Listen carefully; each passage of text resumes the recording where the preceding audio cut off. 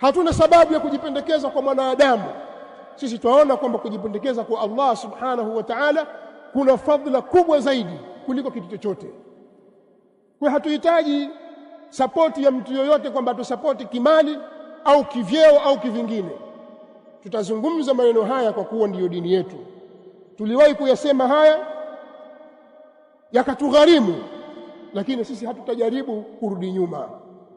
Nakumbuka nyinyi kipindi cha miaka ya nyuma, kiasi cha miaka 10 iliyopita, kuliingia fikra katika nchi zetu hizi, kwa ufupi ni fikra za kigaidi, na hasa iliposimama hizi dola za Daesh na wapi na sehemu nyingine, fikra hizi zikawa zimeenea sana kwa vijana, wakiona kwamba ndiyo dini na watu watoke jihadi.